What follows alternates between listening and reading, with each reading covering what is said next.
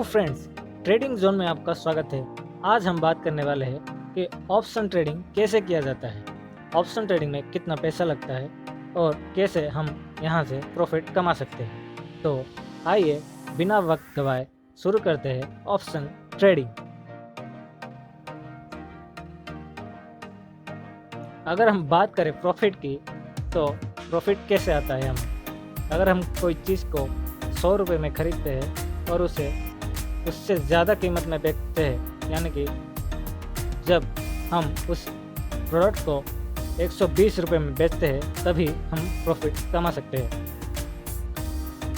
तो हम option selling में प्रॉफिट कैसे कमाएंगे? मेरे को कुछ समझ नहीं आ रहा है। जो शेयर है ही नहीं, मैं उसे बेच कैसे दूं? उसे शॉर्ट करना बोलते हैं। बोलते होंगे, करते कैसे हैं? अरे शेयर तेरे पास नहीं है, पर जिस ब्रोकर के पास तेरा ट्रेडिंग अकाउंट होता है ना, उसके पास बहुत सारे शेयर होते हैं। समझ, आज रिलायंस के शेयर का भाव 100 रुपये है। तुझे लगा कि शायद वो नीचे भी जा सकता है। तूने ब्रोकर को बोला कि तेरे लिए 10 शेयर 100 रुपये के भाव से बेच दे। उसने 100 रुपये के भाव से 10 शेयर बेच दिए, तो उसके पास कितना पैसा मिला? 1000। तो वो 1000 मेरे हो गए? अरे अभी नहीं, पैसा ऐसे नहीं मिलेगा। पहले जो शेयर बेचा है वो वापस खरीद के देना पड़ेगा ना। हाँ।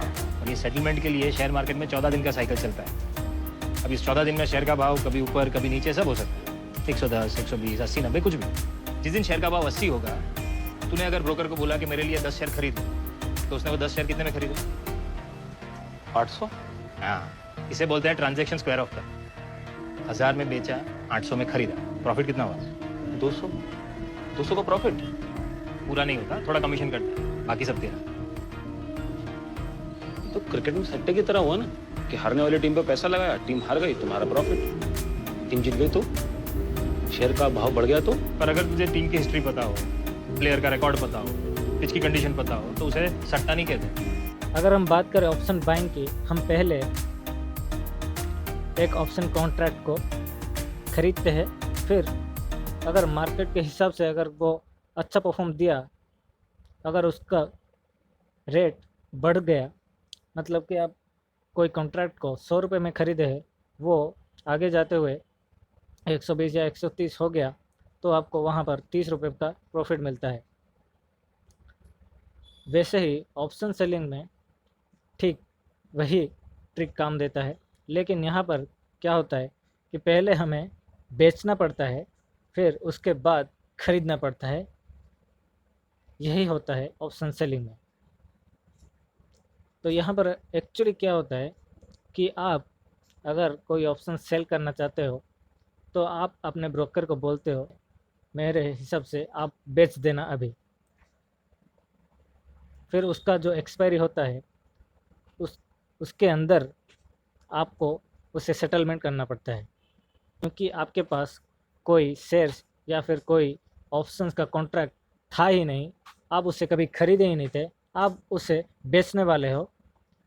इसी के लिए ही दोस्तों ऑप्शन सेलिंग में बहुत ज़्यादा अमाउंट लगता है दोस्तों।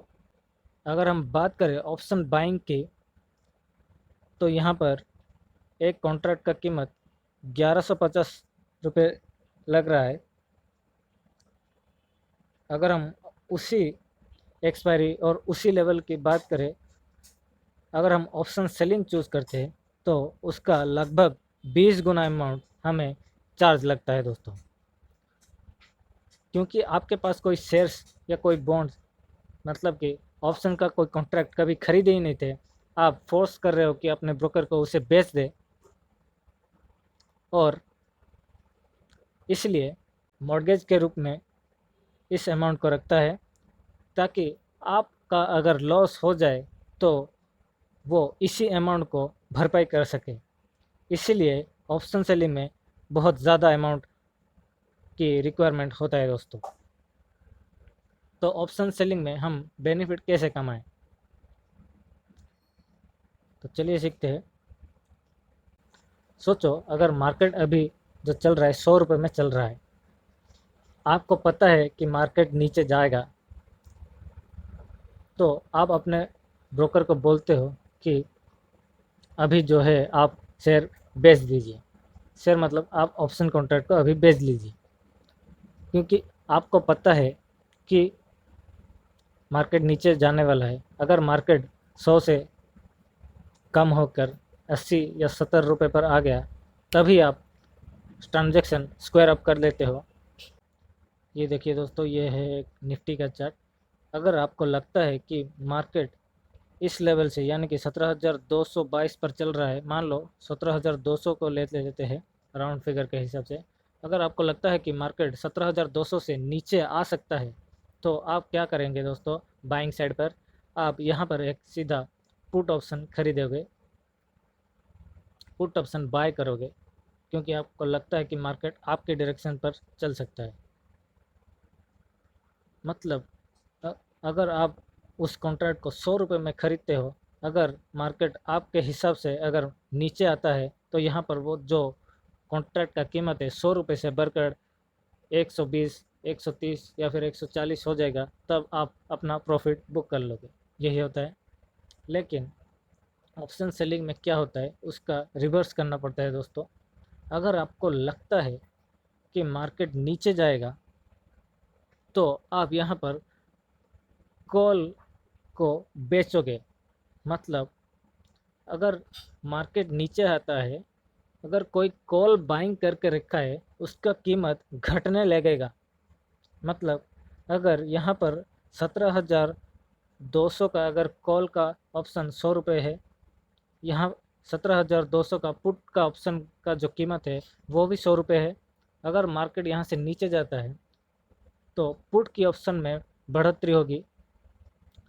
पुट का ऑप्शन का जो कीमत है 100 रुपये से 150 रुपये आ जाएगा। तो यहाँ पर कॉल का ऑप्शन जो लगा था 17,200 का, वो घटकर 100 से 50 कम हो जाएगा, यानी कि 50 रुपये पर आ जाएगा। तो ऑप्शन सेलिंग में हम इसे एक स्ट्रैटेजी की तरह यूज़ कर सकते हैं। अगर आपको लगता है कि मार्केट नीचे जाएगा, तो आप क्या करोगे कि कॉल ऑप्शन को सेल करोगे। क्योंकि सेल साइड में क्या होता है, अगर किसी का कीमत घटने लगता है, तो तभी आपको प्रॉफिट मिलता है। जबकि बाइंग साइड में अगर किसी का कीमत बढ़ता है, तभी आपको प्रॉफिट मिलता है। यह है उसका बेसिक फंडामेंटल दोस्तों। तो जैसे ही मार्केट इस लेवल से नीचे आएगा, जैसे ही मार्केट इस लेवल से नीचे आएगा, तब जो पुट का ऑप्शन है उसका कीमत बढ़ने लगेगा बाइंग के साइड पर, और कॉल का साइड जो है बाइंग ऑप्शन में, उसका कीमत घटने लगेगा। क्योंकि आपको पता है कि 17,200 से मार्केट नीचे आएगा, तभी आप वो कॉल ऑप्शन जो है बेच देते हो 100 रुपये में। जब मार्केट नीचे आ जाता है, कॉल ऑप्शन का जो कॉन्ट्रैक्ट है उसका कीमत घटकर 100 रुपये से 50 रुपये हो जाता है, तब आप ट्रांजैक्शन स्क्वायर अप कर लेते हो, उससे 50 रुपये पर फिर खरीद लेते हो। यानी कि 100 रुपये में बेचा, 50 रुपये में ख़रीदा, बीच का जो गैप है 50 रुपये, वो आपका प्रॉफिट में आ जाता है दोस्तों। यह है ऑप्शन सेलिंग। ठीक वैसे ही अगर हम बात करें, अगर मार्केट ऊपर भागता है तो क्या करें।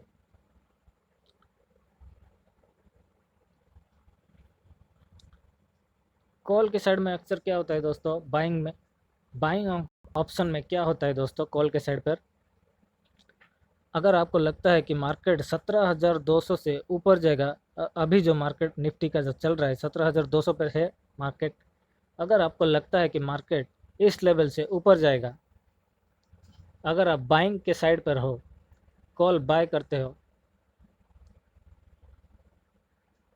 तो यहाँ पर अगर आपके डायरेक्शन के मुताबिक मार्केट ऊपर जाता है, तभी आपको प्रॉफिट देगा कॉल बाइंग के मुताबिक।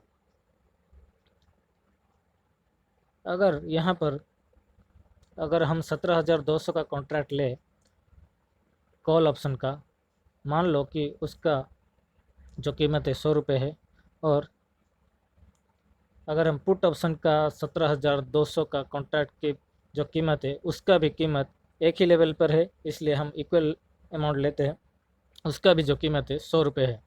अगर आपको लगता है कि मार्केट ऊपर जाएगा, अगर मार्केट ऊपर चला गया आपके मुताबिक, अगर आपने कॉल ऑप्शन लिए हो, तो जो कीमत है उस कॉन्ट्रैक्ट का 100 रुपये, वो बढ़कर 120, 130 या फिर डबल भी हो सकता है मार्केट के मूवमेंट के हिसाब से। सोचो कि डबल हो गया आपका, 100 रुपये से जाकर मार्केट का जो कीमत है उस कॉन्ट्रैक्ट का, मार्केट बहुत ऊपर चला गया और उस कीमत में बढ़ोतरी हो गई, 100 रुपये से 200 रुपये हो गया। तो यहाँ पर जो भी कॉल बाइंग किए थे उन्हें प्रॉफिट होगा।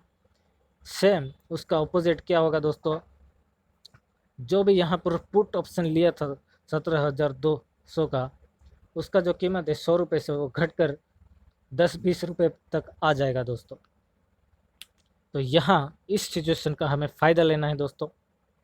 तो हम यहाँ पर क्या करेंगे, अगर यहाँ पर हम ऑप्शन सेल की स्ट्रैटेजी ले, अगर मार्केट आपके साइड से ऊपर जाएगा, ये आपकी प्रेडिक्शन है, तो यहाँ पर क्या करोगे, क्योंकि मार्केट ऊपर जाने पर कॉल ऑप्शन बाइंग का जो कीमत है वो बढ़ता है और पुट ऑप्शन जो भी बाय करके रखा है उसका कीमत में घटता है। यहाँ का स्ट्रैटेजी ये है कि आप तभी मार्केट के मूवमेंट से पहले आप पुट ऑप्शन का जो कीमत है जो 100 रुपये था, तभी आपने उसे बेच दिया। जब मार्केट ऊपर चला जाएगा वहाँ पर कॉल ऑप्शन का जो कीमत है वो 100 से 200 रुपये हो गया, और वैसे ही यहाँ पर जो पुट ऑप्शन है उसका कीमत घटकर 20 रुपये हो जाएगा। तभी आप ट्रांजैक्शन स्क्वायर ऑफ कर लोगे और जो 100 का जो कीमत था वो घटकर 20 तक आ गया है और वहाँ पर आप खरीद लोगे, तो सीधा यहाँ पर 80 रुपये का प्रॉफिट हो गया। तो ये है ऑप्शन सेलिंग। देखिए दोस्तों, निफ्टी हो या चाहे बैंक निफ्टी हो, मार्केट जब कंसोलिडेशन में चलता है तो जो भी कॉल हो या पुट हो, जो भी बाइंग साइड पर क्या होता है, अगर मार्केट आपके हिसाब से नहीं चलता, मार्केट कंसोलिडेशन में आ जाता है, मतलब ऐसे सीधा सीधा जाएगा मार्केट। देखिए यहाँ से यहाँ तक जैसे सीधा सीधा गया, ना ऊपर ना नीचे, एक ही रेंज में फंस जाता है, उसे हम कंसोलिडेशन कहते हैं। अगर मार्केट कंसोलिडेशन में फंस गया या फिर आपके साइड से रिवर्स चला जाएगा, तो यहाँ पर दो नुकसान होता है बाइंग साइड में। तो इस नुकसान को सेलिंग साइड में जो भी है ट्रेड लगाते हैं उनको प्रॉफिट होता है, क्योंकि कीमत घटने पर सेलर्स को प्रॉफिट होता है। इसलिए कंसोलिडेशन मार्केट में बाइंग साइड को लॉस होता है, तभी ऑप्शन सेलर्स को प्रॉफिट होता है, क्योंकि कंसोलिडेशन मार्केट में जो थीटा डिके है, जो टाइम डिके है, ऑप्शन बाइंग की जो कॉन्ट्रैक्ट का जो को वैल्यू है उसे कम कर देता है और उसी का फ़ायदा ऑप्शन सेलर वाले ले लेते हैं। क्योंकि यहाँ पर बहुत बड़ा फंड लगता है, हमें प्रेफर करना चाहिए कि आउट द मनी जो है उसे हम प्रिपेयर करेंगे, उसके लिए हम प्रिपेयर होंगे, क्योंकि आउट द मनी जो है वो इन द मनी के मुकाबले थोड़ा सस्ता होता है, एटीएम के भी मुकाबले थोड़ा चीप होता है, क्योंकि ऑप्शन सेलिंग में बहुत बड़ा अमाउंट लगता है, वहाँ पर रिस्क का जो प्रोबेबिलिटी है वो बढ़ जाता है। थोड़ा सा मूवमेंट नीचे आपके डायरेक्शन से विपरीत दिशा पर हो जाता है तो यहाँ पर ह्यूज लॉसेस होता है दोस्तों। तो ये बात आप ज़रूर ध्यान रखिएगा। थीटा डीके का जो रूल्स है, टाइम डीके का जो रूल्स है, ऑप्शन बैंक के कॉन्ट्रैक्ट, अगर मार्केट स्लोली ऊपर भी मूव होता है तभी भी जो बाइंग साइड में है उनका कीमत जो कॉन्ट्रैक्ट का है वो भी घटने लगता है और उसका भी प्रॉफिट ऑप्शन सेलर को मिल जाता है, क्योंकि कीमत घटने पर ऑप्शन सेलर को प्रॉफिट होता है। वो क्योंकि उस कॉन्ट्रैक्ट को पहले बेच दिया है, जब कीमत घटेगा उसे खरीद कर ट्रांजैक्शन को स्क्वायर ऑफ कर देते हैं। अगर मार्केट में वन साइड पर तेज़ी हो रहा है तो आप इतना अमाउंट ना लगाकर ऑप्शन सेलिंग के साइड पर, जिस और मार्केट भाग रहा है उस ट्रेंड पर आपको पैसा लगाना चाहिए दोस्तों। ये मेरा सलाह है पर्सनली। अगर मार्केट कंसोलिडेशन पर चल रहा है बहुत समय से आगे भी चलता रहेगा, तभी आपको ऑप्शन सेलिंग लेना है दोस्तों। क्योंकि कंसोलिडेशन मार्केट में हम बाइंग साइड पर पैसा लगाकर बर्बाद नहीं करना चाहिए। यहाँ पर जो है थीटा डीके का जो फ़ायदा, कंसोलिडेशन का जो फ़ायदा, जहाँ पर मार्केट का कीमतें घटने लगता है, उसे ऑप्शन सेलिंग को सीधा सीधा प्रॉफिट होता है दोस्तों। तो यहाँ पर ऑप्शन सेलिंग और बाय में जो भी लॉसेस होता है वो आपको बेयर करना पड़ता है। अगर आपका प्रॉफिट होता है तो किसी और का लॉसेस होता है। क्या यहाँ पर एक सवाल आ रहा है, क्या यहाँ पर ब्रोकर का कुछ लॉसेस होता है? जी हाँ दोस्तों, बिल्कुल नहीं होता है। ब्रोकर सिर्फ ट्रांजैक्शन का चार्जेस लेता है। और यहाँ पर क्या होता है, ऑप्शन सेलर और ऑप्शन बाइंग का मुकाबला होता है दोस्तों, दोनों साइड पर। अगर ऑप्शन बाइंग के हिसाब से मार्केट चलता है तो ऑप्शन सेलर को लॉस होता है। अगर ऑप्शन सेलर के हिसाब से मार्केट चल तो ऑप्शन बाइंग को लॉस होता है। देखिए दोस्तों, मुकाबला दरअसल दोनों के बीच होता है, ऑप्शन बायर्स और ऑप्शन सेलर्स। यहाँ पर ब्रोकर इस बीच में रहता है और चार्जेस लेता है ट्रांजैक्शन के लिए। ठीक है, यहाँ पर ब्रोकर है, यहाँ पर ऑप्शन बायर है, यहाँ पर ऑप्शन सेलर है। अगर इन दोनों का बीच में टक्कर होता है, अगर किसी का प्रेडिक्शन के हिसाब से रिवर्स जाता है तो एक को लॉस होगा तो दूसरे को प्रॉफिट होगा। अगर इस साइड के मुकाबले मार्केट रिवर्स चला गया तो यहाँ पर प्रॉफिट होगा, यहाँ पर लॉस होगा। ठीक है, अगर यहाँ इस मार्केट में क्या चलता है, एक का लॉस होने के बाद ही दूसरे को प्रॉफिट मिलता है दोस्तों। यह है ऑप्शन बाइंग और सेलिंग का कॉन्सेप्ट दोस्तों। Thank you so much for watching this video. तो मिलते हैं अगले नए कॉन्सेप्ट के साथ। हम बात करेंगे इक्विटी मार्केट के बारे में दोस्तों। तो रेडी रहना, तैयार रहना, जम के प्रिपेयर करना और जम के पेपर ट्रेडिंग करना, फिर उतरना ऑप्शन ट्रेडिंग पर। Thank you so much.